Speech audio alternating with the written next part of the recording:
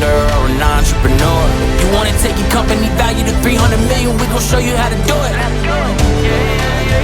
Well, we got the roadmap, the aspirations. We'll give you a game plan and strategies. Seize control of your company's destiny today by tuning in to Private Capital Mastery.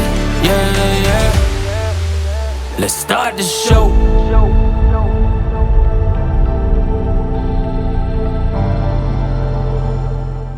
Hello, I'm Brian Franco, and welcome back to another episode of the Private Capital Mastery Podcast, where we delve into the intricacies of private capital markets.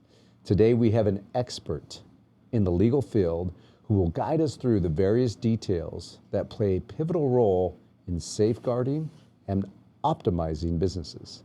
Brian Hogan with Hogan Law Group has carved out a unique niche as one of the leading legal experts in the area of mergers and acquisitions. Brian, welcome. Thank you for being here. Brian, thank you very much. Yes. I'm delighted to be here. Great. So, most interactions of business owners, entrepreneurs, and CEOs with the legal team, could always typically be on the defense side, but here we are. We're going to talk about the offensive plays that we could be making in the companies. That's a good way to look at it. Yeah. I agree. Yeah. So let's stay on the offense and see what we could unpack here. So we have a lot of great topics today. We typically like to walk through case studies, and I'm sure you have a plethora of case studies that you could share with us. I do. And but we'll use ones that you think are relevant to the conversation today, in which we're talking about preparing the business for purposes of due diligence and ultimately leading to and consummating an M&A transaction. Right. And we were joking earlier about how disclosure is so key, but it's not a joke. No. Disclosure is absolutely key. The burden of proof typically falls, at least in an M&A transaction, on the sell side of the table, because investors have a fiduciary responsibility to their teams and to their investors, right? And so they have to make sure that they're placing and deploying that capital into an investment that's viable. And nothing's guaranteed in life, but viability comes down to disclosure and understanding the risks associated with a particular investment opportunity. And that's their job, right? They absolutely have an obligation to do that, especially if in a transaction where their investors could be spending tens of millions of dollars to acquire a new asset. So that's right. They have to do a careful job, no question about it. Yeah. So let's unpack some of that. Let's talk about it. And I think to kick things off, perhaps you could share a case study or an example where, let's say, the absence of proper estate planning or asset protection led to significant changes, for the business. And I think, if you could share a good and a bad situation or scenario would be helpful. Yeah.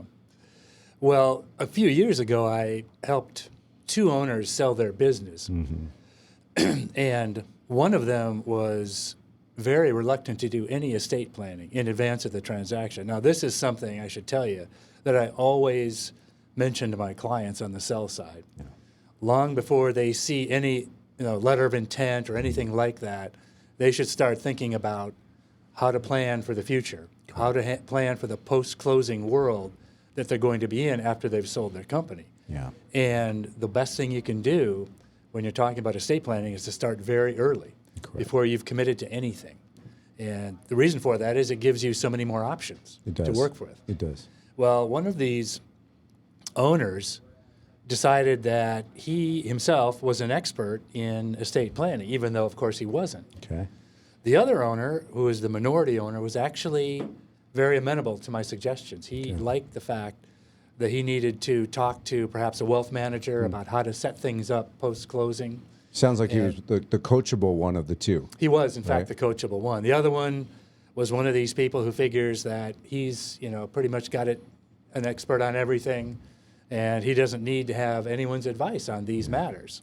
Now, he was taking my advice on how to sell the company, Correct. But he didn't want to take any advice on how to deal with his wealth or his soon-to-be great wealth after the closing. Mm-hmm. Well, the story went along. We completed the sale, the money the transfer to the sellers, and the minority seller was all set up. He had all his planning done in advance. He was good to go. He minimized his taxes. Great. The other guy had decided to do it all on his own. I don't really know how it came out for him, but I know that he paid a lot more than he had to because he didn't really want to do anything to secure himself in advance of the closing. So I don't have any numbers for what he ended up with, but it was certainly millions of dollars less than he could have ended up with. So that's a lesson to all future sellers out there. Make careful plans before you commit yourself. Yeah, and the cost either comes in dollars or time, right? Indeed, in a situation exactly. like this, and Very much so. And so the minority partner took the time to minimize the cost of dollars, right? Where the majority partner sounds like he was short on time, but he had to pay that toll to get through that process, what he thought and perceived to be faster, right? The minority owner actually ended up spending a lot of time with financial advisors, with me and as well, talking about how to plan things going forward. And he benefited greatly from that in terms of what he was able to retain after the closing, because after all, it's not, the sale price of your company isn't really what counts, it's how much you keep afterwards. Yes, agreed. So. Yeah. So Brian, you mentioned that taking time to plan ahead. Are we talking months? Are we talking years? What do you believe, and from your experience, has been an adequate amount of time for someone to prepare for such a large liquidity event, such as the sale of a business? My strong preference is to start planning at least a couple of years in advance. Yes. And I mean in advance of any buyer appearing on the horizon. Yes. To talk with the sellers, to work with the sellers, to map out what it is they want to do in some detail. Yes. Before there's any chance of actually selling the company. Yeah. And then after you've done that, turn your attention to how to address the market. Agreed. We had the same approach with our clients, at least, 2 years out, in some instances, 5 years out, depending on we focus initially on the transferability of the business. So if the business lacks transferability, and we unpack that and we discover that by our assessment, but if we see that there's elements such as high customer concentration or client concentration, there are things that can be done to I don't want to say neutralize, but dilute customer concentration, but it takes planning. And it takes conscious sales effort of an organization, to expand their client, reach in terms of revenue concentration. And that could sometimes take more than 2 years. Oh, easily. In some companies, they could move that needle a lot faster, but, we of all the deals we've done in a variety of industries that we've completed those transactions in, you can never really replicate the same story twice. It's always different. It's always unique. Exactly. And so what we have found that, planning at least a year out, 2 years out is ideal, because we're going to focus on the transferability. You're going to come in and help them and focus on the estate planning and how to, we all have to pay taxes, right? But there are vehicles and instruments that could be deployed that can certainly minimize those tax liabilities. And so you've tested this, you've done this, you've worked with clients to accomplish this. I have, and you're right, though. It's very important to get started early. Yeah. And when you talk about the transferability of the business, a lot of times with regard to customer concentration, there's reluctance to do so, because if an enterprise has had a lot of luck with its current base of clients, they don't necessarily want to diversify. They don't want to try to find new clients. So they can be stuck with a high concentration, which always works to their disadvantage when they go to sell. When it comes to valuation, Exactly. right? Because a lot of folks out there, when they hear rules of thumb for their industry, Right. and usually those rules of thumb are, okay, what are you trading at in terms of a multiplier of your EBITDA, right? And so we help them target and pinpoint where do they fall on that spectrum. Mm-hmm. And in some instances, we may even find that they fall below that spectrum just because they are not best in class, or they do lack transferability, right?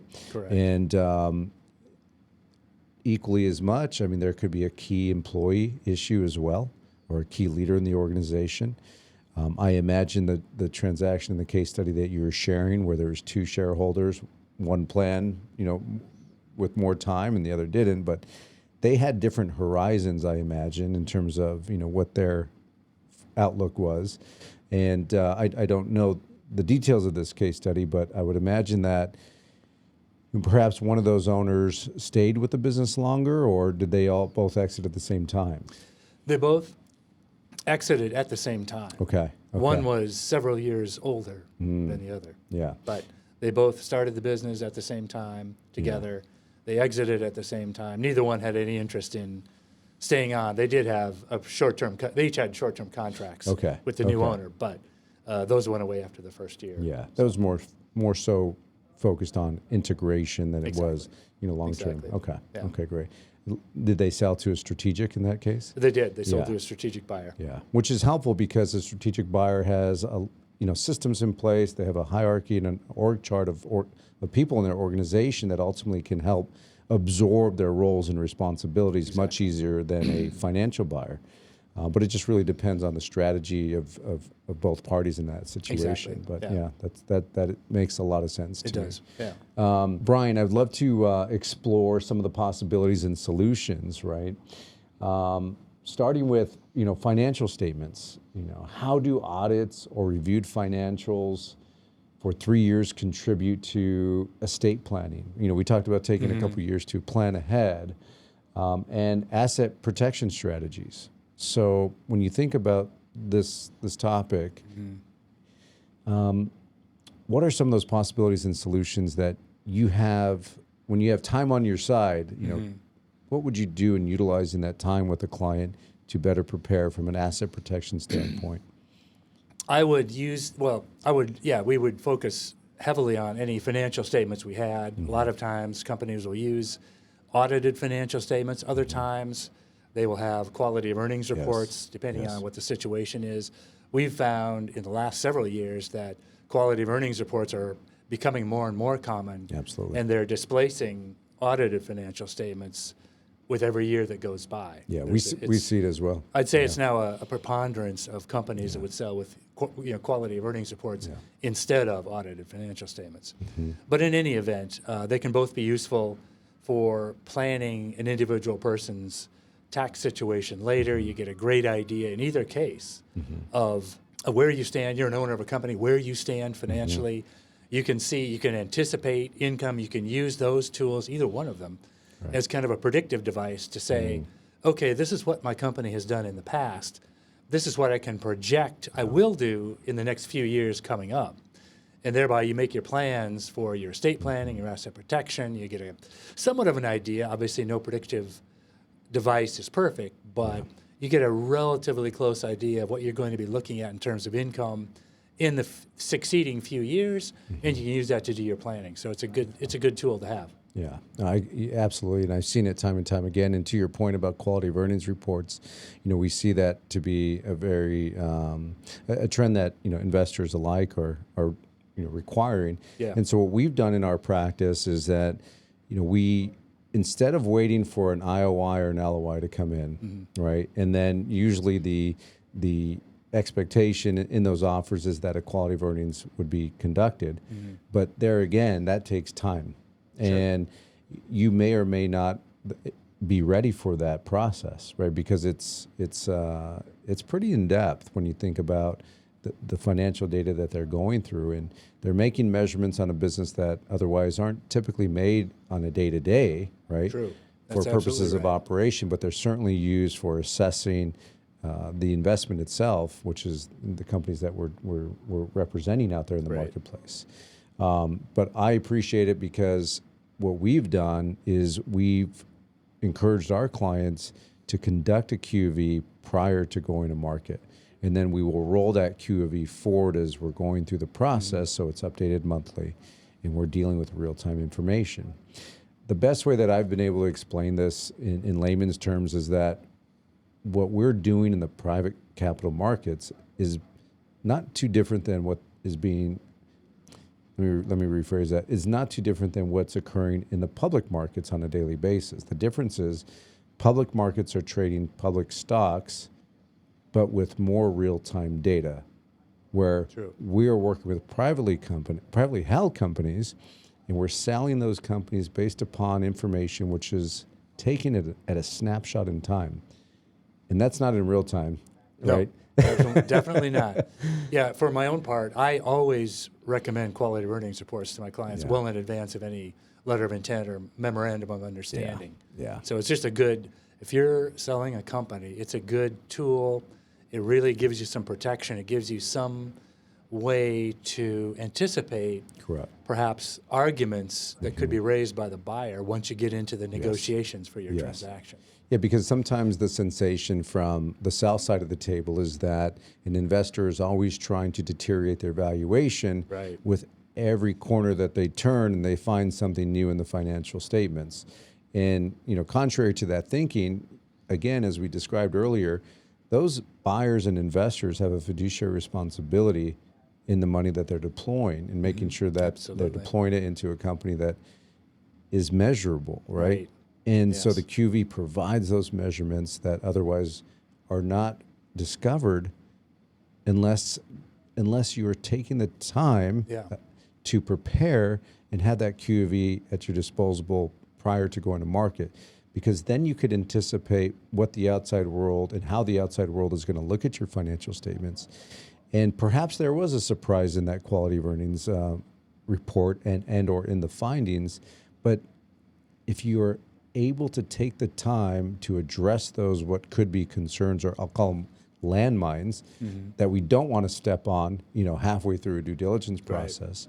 But if we could do that prior to going to market and cure any perspective of risk or any past risk that maybe there was some sort of concentration or there was some type of unique seasonality that occurred in that particular business in their particular industry, which can happen, right? True. Absolutely. You look Yes, back over the last of course. couple of years in the COVID era, we saw companies, drop by 30 to 50% in top line revenues. We did. We've seen other companies grow by 100 to 200% in did. revenues, right? Is that sustainable? If so, prove it, right? Exactly. And the quality of earnings certainly helps us to measure that Yes. and to attach a narrative to those numbers that ultimately support one way or another. It does. Yeah. Yeah, I always find them to be tremendously useful Yeah. in terms of establishing, really making the case for the client's value. Yeah. That's what it does. Yeah, because from the legal standpoint, you have an LOI, I do. Yeah. and you're reviewing that LOI, you're making suggestions and recommendations, knowing you and I both know that what's agreed to in that LOI is going to carry into the definitive agreements. And if there are ways to protect the client, which there are, right? We just have to look. But what we don't want to do when we get to the point of the definitive agreement is have a deal retraded because there's something that we didn't know about our common client. Right. And that's not the time to be leveraging, let's say, the negotiations if there's something that you and I don't know about our own client. Right. And so we can do that from a financial standpoint with the quality of earnings. So, Brian, we just talked about the impact that a quality of earnings can and will have on the financial measurements of a business and how important that is. Very. Do you have an equal to a Q of E for legal due diligence and or legal review? Yes, I do. There's not just one thing though. It's a whole package of tools, you might say, Okay. to enable me to evaluate the company. I start with the basics. I start with the organization's documents. Actually, you'd be surprised how many companies have lost track of their own organization's documents. It's kind of amazing sometimes. It is. And there's a whole slew of other things that need to be looked at too. The primary contracts that the company has entered into, the governmental permits that the company needs or should have, Or should maybe, have. but doesn't have. Yeah. And there's a whole loose. They have executive agreements with the primary officers of the company. Yes. The employee benefits plans, the employee handbook is very important for, especially for companies that have a good number of employees with them, and their tax returns, and of course financial statements are important too. But all those things need to be reviewed before you can really get into the delve into what the legal situation is going to be, or get a good grasp of what that's going to be. But once you do that, then you'll have a much better picture as seller's counsel, in my case, or as M&A advisor in your case, for going forward with the company. Because once you've looked at all those things, you'll probably have many fewer mysteries about the company to solve. Yes. Because you have a lot of information on your side already, and you haven't even started talking to any buyer. But that's the time to do it. Yeah, when you think about leveraging a transaction or even negotiations when it comes to not just the valuation or in the deal terms, but even the terms of the definitive agreement, Right. we're a bit disabled when we don't have that information, right? And so to review that ahead of time and to go through and build a data room, which we do, which is a library of information for those that are not familiar Correct. with that. That's what But it it's is. a library of information which we index everything about the business, from employee handbooks to non-compete agreements, if there are any, to, I'm sure you've seen this too, but, a 20-year-old, 30-year-old company may not have records of meetings, annual meetings that they Right. should have had for the last 20 years. Sure. And you have to go in and you have to do that housekeeping, so Right. to speak, Yeah. and bring all of that information up to date, because there's going to be a lot of eyes looking at this data that typically don't, right? Yeah. And so I couldn't agree with you more, and this is a message that we send quite often, is that because the burden of proof is on the sell side of the table typically, or those looking to raise capital, whether that's debt and or equity, we have a lot to prove. And so we True. do that with the Absolutely data you room, and we do that with the library of information. But if we're just plugging information and copying and pasting information to that data room, sight unseen, and we're leaving it up to the buyer or the investor to tell us what they find in there, that's a recipe for disaster. And It can it be, hurts. and to use a sports analogy, if you'll permit me one Yeah, right please. now, if you don't have that information, if you haven't reviewed all those important documents, the contracts, the intellectual property of the company, the employee roster, the tax situation, all the various factors that go into running a business, it's like you're a quarterback throwing off his back foot, as they say. It always tends to end up badly because you don't have the same ability to make a successful play. Yeah. So that's why it puts you at a real disadvantage if you don't have that information. Yeah. So in that illustration, we're the coaches, Right. right? The CEO, the entrepreneurs, the quarterback. And if we could give them a play that they could run, that otherwise they weren't aware of, it can certainly help advance the ball, or in this illustration, we're using the ball, right? Yeah. But really what we're talking about is advancing the transaction to get it to the point of consummation, because otherwise, if we don't address these items, on the front foot, Yep. right? And not to say we can't do it on the back foot, but typically what I've seen is that when we're reactive versus proactive, that reactivity really hurts us when it comes to changing deal terms, or the concept of, from a buyer and investor side, the need to change those deal terms to minimize that now perception of risk on a particular subject that they may unpack through that due diligence process, right? Indeed, that's exactly what happens. Yeah. So. Yeah, I don't like to be in that situation. No, it's never fun to play from behind. No, it's not. And so, that's why this is so important. Is folks are looking at capital events, and we in the Private Capital Mastery podcast, we talk a lot about growing and scaling a company, right, and then getting it to the point of critical mass, which allows them to access valuations that align with their expectations, so that we can transact. And you can never start too soon. There's ways, even if there's ways that you and I could approach a transaction where, if we're crunched under time, we'll figure it out. Yeah, exactly. Right? Not ideal, because the more time that we have to assess the business and to suggest those tweaks and or adjustments, the more time that entrepreneur and that CEO will have to initiate those or to execute on those. And ultimately, all of this translates to higher valuation, better deal terms, right? Yes. And less risk to the entire transaction. And that's what you want to maximize, those things. That's it. You want to minimize the risk, maximize the value, Yes. and avoid surprises whenever you can. The worst thing you can do is just be confronted with some development in the middle of a transaction that you didn't in any way, shape, or form see coming. Correct. And so if you can You can start early. You can do your due diligence. You can scope out the various facets of the company well in advance of anyone showing up to possibly buy it. Yeah.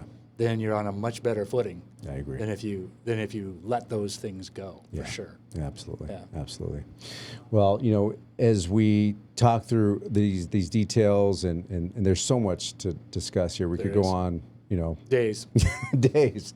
We could have a whole encyclopedia of Right. this on this topic alone. But in closing remarks, and as we conclude, what key insights or advice would you offer to businesses and/or individuals who are considering, let's say, revisiting their estate plan or looking at asset protection as it relates to or not relates to a transition or a sale? Because I want to throw this in before you answer, and that is, what we have observed is that as entrepreneurs, from the point they start their company, they can typically, and I've seen where they typically bootstrap those businesses, and they come into a level of wealth that they otherwise didn't have prior to. Right.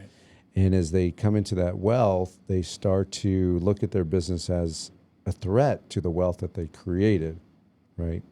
And so that needs to be addressed, because you can't just call a timeout, right? You can't just stop everything, right?